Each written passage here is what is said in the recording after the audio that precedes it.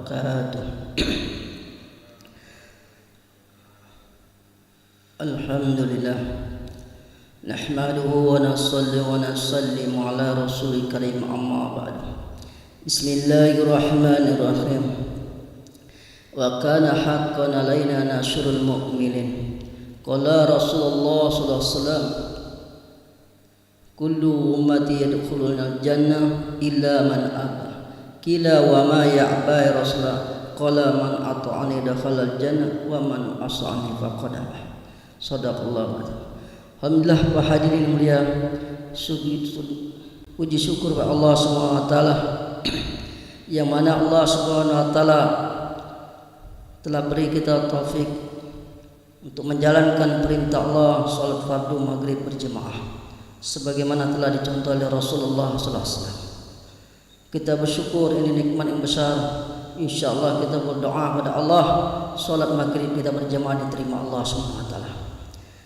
Pak hadirin yang mulia, tidak mengurang rasa hormat kami kepada bapak-bapak jemaah maghrib serta ketua masjid, tokoh-tokoh masyarakat, para alim ulama yang sama-sama kita duduk mengharap ridha Allah Subhanahu wa taala.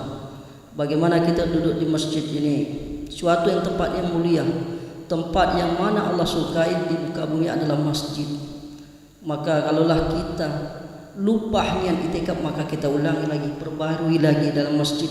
Nawaitul itikaf fazal masjid sunnati lillahi ta'ala.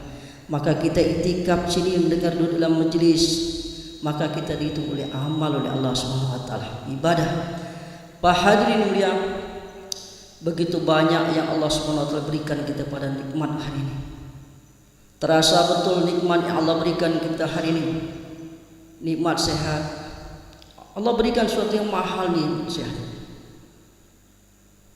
Nikmat kita, kehidupan kita hari ini. Nikmat punya rumah tangga, punya keluarga, punya rumah, punya kendaraan. Ini suatu nikmat yang Allah berikan kepada kita. Nikmat keperluan-keperluan hidup yang Allah berikan kepada kita. Pak hadirin yang mulia, nikmat seperti ini bukan Allah berikan kepada kita saja, tapi orang kafir pun Allah berikan.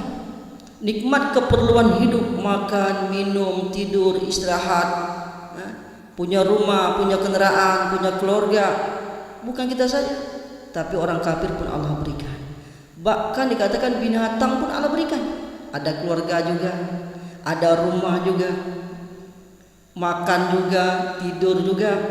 Maknanya Pak hadirin, nikmat seperti ini orang mau taat kepada Allah ataupun tidak taat Allah berikan. Inilah Allah Maha Rahman, Allah Maha kasih sayang. Dia mencintai kepada hamba-hambanya, makhluk-makhluk ciptaan Dia. Mau makhluk ini taat kepada Allah ataupun tidak, Allah tetap berikan. Pernah Nabi Ibrahim alaihissalam, ada seorang yang bukan Islam datang minta makan. Dikatakan Ibrahim tolak karena dia ini belum Islam. Dia pergi. Ternyata datang teguran dari Allah Subhanahu wa taala, wahai Nabi Ibrahim, berapa lama dia hidup dalam keadaan tidak taat kepadaku, tapi ku beri dia juga makan. Ku beri dia makan, nikmat ku berikan. Tapi kau, dia mau taat, mau makan dari kau, minta makan dari kau, harus ada syarat. Maka malu Nabi Ibrahim alaihissalam, maka dicarinya orang tadi, dipanggil lagi, diberinya makan. Tidak ada syarat, langsung dikasihnya makan saja. Tidak ada syarat. Kita ini mungkin tidak ada syarat atas ketiganya. Tidak ada syarat. Maka orang ini tadi yang bukan Islam tadi bertanya, wahai Ibrahim, kenapa kau panggil aku? Kau beri aku makan. Kata ini Nabi Ibrahim, aku malu tidak memberi kau makan. Sedang kau selama ini kau tidak mentaati Allah, Allah beri makan kau. Asbab itu dia syahadat kepada Allah. Masuk Islam. Begitu tinggi Allah SWT mengajarkan kita akhlak. Pak hadirin mulia, taat seperti ini, keperluan-keperluan ini, ketaat kepada ini. Maknanya mau kita taat tidak taat, Allah telah berikan kepada keperluan-keperluan hidup, nikmat keperluan. Nikmat keperluan hidup, makan, minum, tidur, istirahat, punya rumah, punya kenalan, keluarga. semua aktivitas kita, keperluan ini Allah berikan kepada kita, ini hanya nikmat yang semi permanen. Yang semi permanen. Yang kita hanya nikmat mungkin 60, 70 tahun, 80 tahun. Dengan bertambah lama jika masa kita tinggal di dunia, satu persatu nikmat itu Allah akan tarik. Nikmat mata mulai kabur, gigi mulai copot, rambut mulai botak, badan kuat jadi loyo. Dengan semakin lama kita tinggal di dunia, sedikit-sedikit nikmat Allah tarik supaya mengingatkan kita kepada Allah Subhanahu wa taala. Mengingatkan kita kepada Allah Subhanahu wa taala bahwa dunia ini sementara. Dunia ini akan kita tinggalkan. Kemewahan dalam kehidupan kita, nikmat yang Allah berikan kepada kita, kalau kita tidak mensyukuri, suka tidak suka kita akan tinggalkan nikmat ini. Pak hadirin yang mulia, nikmat yang sementara ini, yang semi permanen pun mati-matian kita mencari. Mati-matian kita cari. Padahal kita hanya diberi perintah oleh Allah sesuai kemampuan kita. Pak hadirin yang mulia, ada nikmat besar yang tidak Allah berikan ke semua pada makhluknya. Hanya orang-orang pilihan di muka bumi Allah berikan, yaitu nikmat iman dan amal. Nikmat iman, nikmat Islam. Nikmat Islam ini Allah berikan kepada orang yang mau menerima agama Allah. Maka setiap masa Allah kirim nabi-nabi untuk mengingatkan orang kepada Allah. Dikala ada kaum yang kaya, yang hebat bisnis, hebat berdagang seperti kaum Madian, dikatakan ahli bisnis, ahli perdagangan, dalam keadaan tidak taat kepada Allah, Allah kirim nabi untuk mengingatkan. Mau taat kepada Allah apa tidak? Ya ayyuhan nas qulu la ilaha illallah tuflihu. Hai manusia, ucapkan kalimat la ilaha illallah, kamu akan bahagia dan merdeka. Kalau dia menerima ajakan nabinya, dia akan selamat.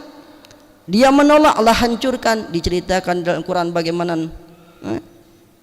kaum Madian dengan satu petir saja mati semua. Datang lagi kurun masa Nabi Lut, bagaimana kaum Nabi Lut dalam keadaan maksiat, lalai dari perintah Allah. Allah datangkan Nabi untuk mengingatkannya. Yang menerima dia selamat, yang menolak dia Allah hancurkan. Kaum Madian begitu juga, bangga dengan badan yang besar, yang kuat, yang berotot, membangga-banggakan badannya. Allah kirim Nabi untuk mengingatkannya supaya mentaati Allah. Yang mentaati ikutan ajak Nabi dia selamat, yang tidak ikut Allah hancurkan. Firaun begitu juga, berjaya ratusan tahun. Allah ingatkan, Allah kirim Nabi Musa alaihissalam untuk mengingatkan dia untuk taat kepada Allah. Ada kaumnya, rakyatnya menyukai Nabi Musa, dia selamat. Yang tidak ikut Nabi Musa, dia hancurkan.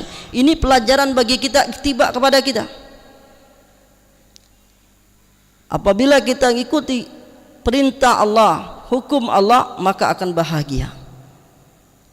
Apapun kondisi orang itu, kalau dia Islam, dia akan menang, Pak.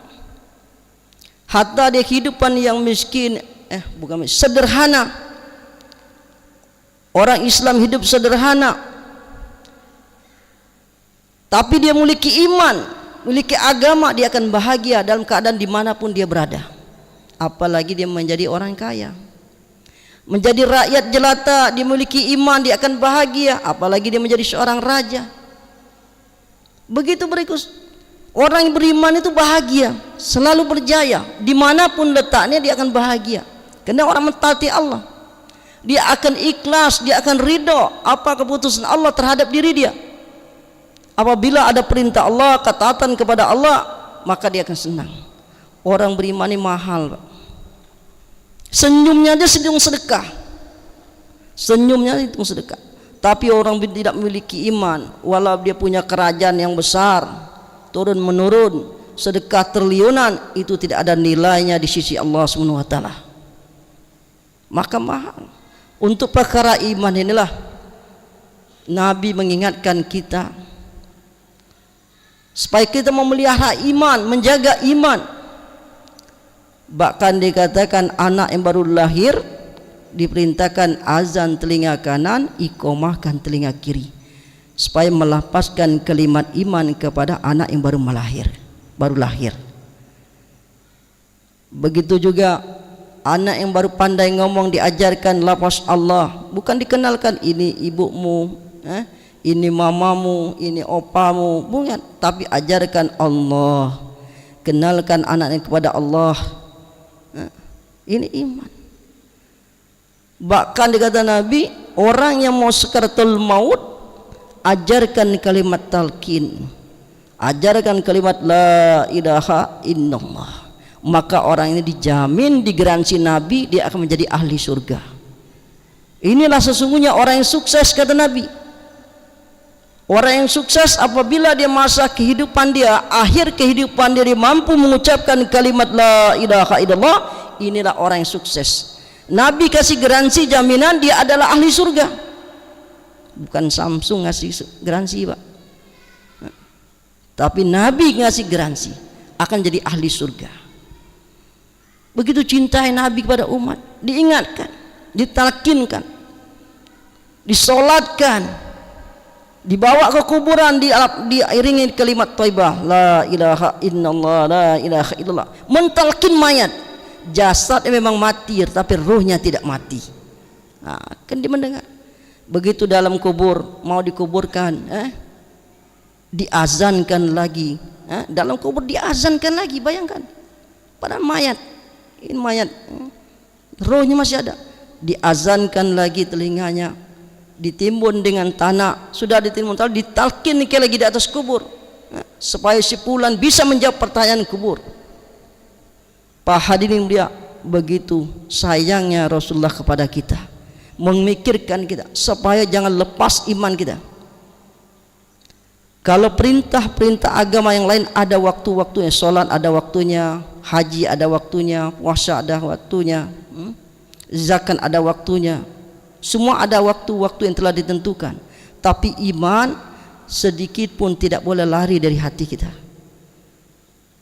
Hari ini kita nak usahakan iman, Pak. Iman ini sebagai, kalau kita hari-hari kita pakai bagaikan barang yang usang, kabur. Contoh, setiap hari kalau kita keluar dari rumah atau keluar masjid, melihat wanita membuka aurat, dikala kita tidak istighfar kepada Allah, maka satu titik hitam telah lekat di hati kita. Melihat perkara-perkara yang bukan hak, ya perkara yang haram, maka satu titik hitam telah lekat di hati kita. Lama-lama kalau kita tidak istighfar, hati kita menjadi gelap. Kalau hati kita gelap, kita tidak bisa membedakan mana yang hak, mana yang batil, mana yang riba, mana yang ghibah, macam-macam. Hati kita gelap, tidak bisa melihat basyirah, kita tidak melihat mana yang hak, mana yang batil. Kenapa gelap? Pak hadirin yang mulia, maka tidak terasa sedikit-sedikit apabila kita melihat maksiat. Kita ni ibaratkan ulama jajan iman.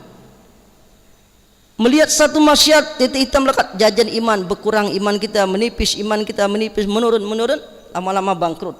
Banyak orang murtad, Bang. Karena gelap hatinya. Iman tuh melemah. Ibaratkan kalau kita punya uang, iman kita keturunan, ada uang 100 juta, tidak kita kelola, tidak kita usahakan lagi uang ini, kita setiap pengeluaran terus, keluar, lama-lama habis. Uang kita kena habis, tidak kelola. Maka begitu juga hendaklah kita usahakan, begitu juga iman itu, Pak. Hendaklah kita usahakan iman itu supaya subur, supaya kuat, supaya meningkat. Kalau imannya Nabi menaik terus, kalau imannya malaikat kadang mantap, kalau iman umat zaman kadang naik kadang turun. Kita tidak mau kalau sedang turun itu masalah. Maka imannya perlu diusahakan. Imannya perlu diusahakan. Kalau tidak diusahakan akan lama menipis. Apa tanda-tanda iman kita mulai melemah? Tanda-tanda itu, Pak, malas buat amal, malas baca Quran, malas zikir, malas sholat 5 waktu, malas, tidak dapat topik. Karena setiap perintah Allah syariat agama ada makom imannya, ada kekuatan imannya. Ibarat kalau kita belanja nih, harga mobil ini 100 juta, ini 200 juta, ini 300 juta, ada nilainya, ada nilai-nilainya. Sedikit saja berkurang maka tidak dapat. Kalau iman kita lemah tadi, tidak bisa. Sebagaimana kita contoh, kalau iman kita tuh diharga uang 1.000 rupiah, kita punya uang 1.000 rupiah, bagaimana uang 1.000 rupiah? Belanjanya di warung kecil, itu pun tidak bisa milih. Mungkin permen Kopiko dapat 3, permen Pok tidak dapat, terbatas. Warung kecil terbatas kita beli. Kenapa? Uang kita 1.000 rupiah. Tapi kalau kita uang kita banyak 100 juta, kita tidak mungkin tidak belanja yang warung kecil. Kita akan pergi ke mall, belanja semua keperluan kita beli. Beras, mentega, susu, keju, semua. Di rumah tidak ada kipas angin panas, beli AC, beli aircon, beli kipas dan sebagainya. Ada kendaraan, kita beli motor, beli kendaraan. Kenapa? Kita punya uang yang banyak, maka kita belanja keperluan kita di mall, kita borong semua. Begitulah iman, Pak. Kalau iman kita lemah seperti 1.000, maka tidak ada modal, sholatnya bolong-bolong, dapat maghrib isya lepas, dapat subuh zuhurnya lepas.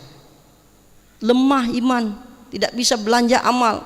Sholat pun bolong-bolong juga, sholat bolong-bolong, dan sholatnya tidak di masjid juga, di rumah, karena tidak ada kekuatan melangkah kaki kita ke masjid, kita lemah. Tapi kalau kita tadi modal iman banyak tadi, maka kita akan borong amal. Sholat berjemaah di masjid semua, 5 waktu di masjid, di mana saja kita ketemu masjid, kita sholat di masjid semua. Baca Al-Quran ringan, zikir ringan, senyum pun ringan, sedekah ringan, berangkat haji ringan, impak sedang ringan, umrah ringan, mudah. Kalau iman kita kuat, mudah, Pak. Semua hidup itu mudah, keperluan mudah. Kita akan borong amal, maka kita disibukkan dengan amal. Maka pentingnya iman perlu diperkuat. Maka Nabi di depan sahabat besar, jadidu imanakum, perbarulah iman kamu, kata Nabi. Kila ya Rasulullah, wa kaifanu jadidu imanana, bagaimana ya Rasulullah kami memperbarui iman? Kata Nabi, qala akshiru min qauli la ilaha illallah. Kata Nabi, banyak mengucapkan kalimat la ilaha illallah. Di sini kata ulama, Nabi menyampaikan mengucap ini maksudnya dakwahkan, Pak. Karena dari kala itu sahabatlah sudah biasa zikri la ilaha illallah, sudah ada dalam kehidupan sahabat zikir. Tapi Nabi minta ucapkan, berani ucap, dakwahkan. Masuk adakah lawan? Bicara itu ada lawan, dakwahkan. Maka dakwahkan untuk memperbarui iman, menguatkan iman. Nabi ini ngasih resep nih.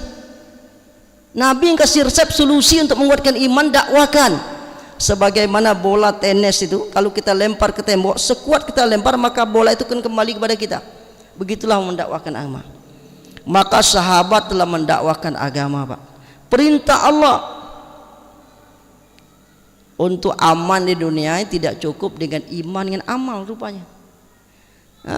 Surat wal asri, beriman dan beramal, belum cukup iman dan amal. Ternyata perlu saling amar ma'ruf nahi mungkar, dakwahkan, menyiapkan orang untuk taat kepada Allah, menyiapkan orang untuk beriman dan beramal kepada Allah. Ini syarat, Pak, perintah Allah.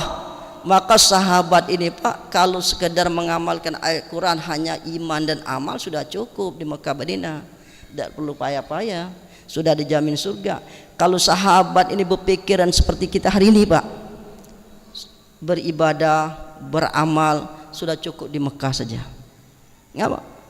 Di Mekah itu sekali beribadah 100.000, sekali petik tasbih 100.000, sekali petik tasbih. Kalau Bapak umroh ataupun haji, zikir di Mekah sekali petik tasbih 100.000 kali lipat.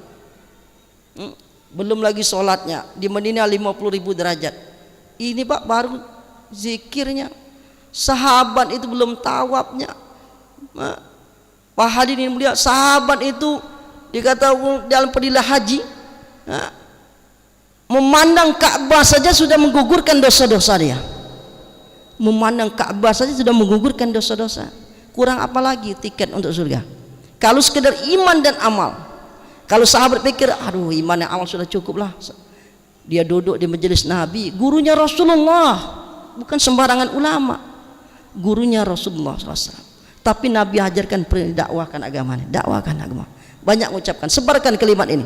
Kalau sahabat Nabi berpikir, kenapa mau dakwah? Paman saya Abu Jahal belum masuk Islam, Abu Lahab belum masuk Islam, ada bapaknya sahabat belum masuk Islam. Kalau mau mereka memikir, ngapain ngajak orang, ngapain ngurus orang, ngapain ngurus kampung orang, apa ngurus negara orang?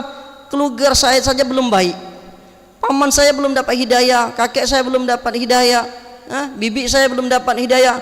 Kalau sahabat punya pikir seperti itu, Pak, hari ini kita tidak kenal Islam, tidak kenal Islam. Mereka tidak akan tinggalkan Mekah Madinah. Tapi Pak hadirin mulia, tidak cukup iman dan amal, perlu mendakwakan agama. Inilah sahabat tinggalkan Mekah Madinah, mendakwahkan agama sehingga hari ini kita kenal dengan Islam. Mereka ini sedih, Pak, meninggalkan Mekah Madinah sedih, meninggalkan gurunya Rasulullah sedih, sedih. Tidak, perjalanan sahabat ini tidak ada janji akan kembali lagi, tidak akan ada janji kembali lagi. Ada yang mereka syahid di jalan Allah, istri mereka jadi janda, anak mereka jadi yatim, menahan kerinduan sama seperti kita. Maka dikata perjalanan sahabat ini penuh dengan derita, Pak. Cucuran keringat, berjalan berkilo-kilo, bukan naik pesawat, Pak, berjalan naik onta berbulan-bulan. Cucuran keringat, tetesan, terayan air mata, tetesan darah, nangis sahabat sama, Pak, menahan rindu berpisah dengan Nabi, berpisah dengan Nabi, kota yang dicintainya. Keringat berpeluh, bahkan diceritakan bagaimana bau keringat mereka, diceritakan berbulan-bulan tidak mandi, tidak ada air padang pasir, bahkan mereka tetesan darah mereka jatuh ke bumi, syahid di jalan Allah, dibunuh demi apa? Mendakwakan agama. Demi hari ini kita kenal Islam. Sahabat telah menyebar seluruh dunia kuburan-kuburan mereka untuk mendakwakan agama. Hari ini kita mengenal songkok, hari ini kenal baju jubah, kenal gamis. Ini dibalik penderitaan, para pengorbanan para janda-janda dan anak yatimnya sahabat. Maknanya para hadirin mulia, Nabi dan sahabat telah selesai tugasnya mendakwakan agama. Agama ini adalah amanah. Nabi sampaikan kepada sahabat di Haji Wada, bahwa saksikan aku telah menyampaikan agama secara sempurna. Kata sahabat, betul ya Rasul, kami jadi saksi kau telah menyampaikan agama secara sempurna. Maka giliran sahabat, Pak, di Haji Wada, kata Nabi, silakan berangkat. Onta yang ngadap barat dia pergi ke barat, onta yang ngadap ke timur dia pergi ke timur, onta yang pergi ngadap ke selatan dia pergi ke selatan. Mendakwakan agama, mendakwakan agama. Hari ini kita kenal agama karena pengorbanan sahabat. Maka hari ini Pak hadirin mulia, hendaklah kita menyiapkan waktu untuk bagaimana kita supaya kuat iman, mendakwah. Siapalah dakwah kita? Istri kita, Pak, anak kita, tetangga kita.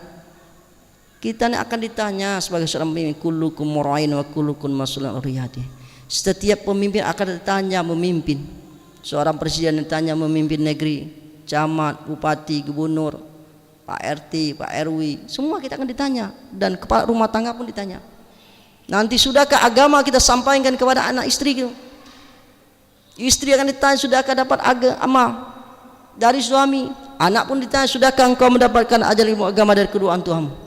Kalau kita tidak buat usaha agama, mewujudkan agama, kita buat amal di masjid, kita taklim di rumah juga buat taklim, usaha mengajak mereka taat kepada Allah, maka kalau kita tidak buat, maka akan jadi masalah kita. Walaupun kita bolak-balik ke masjid, tapi istri kita tidak diajakkan kita untuk taat kepada Allah, kita tidak menyiapkan anak kita dan istri kita untuk taat kepada Allah, kita mementingkan kita sendiri, iman dan amal saja, maka kita dalam bahaya yang besar. Dalam bahaya besar. Belum cukup. Memang betul fasilitas telah kita berikan kepada anak istri, baju, fashion, TV, handphone, layar sentuh, layar injak sudah kita beri semua. Semua kita beri fasilitas, motor, kendaraan, mobil. Tapi kalau agama tidak kita sampaikan kepada mereka, ini kita dalam keadaan bahaya. Bahaya. Mereka nuntut kita. Maka untuk itulah bagaimana hari ini kita mengusahakan agama. Pak hadirin yang mulia, dan kita hendaklah dengan buah ini menyampaikan dakwah ini, menyampaikan agama, perlu berkorban, Pak. Meluangkan waktu masa kita supaya agama wujud dalam negeri kita. Pak hadirin yang mulia,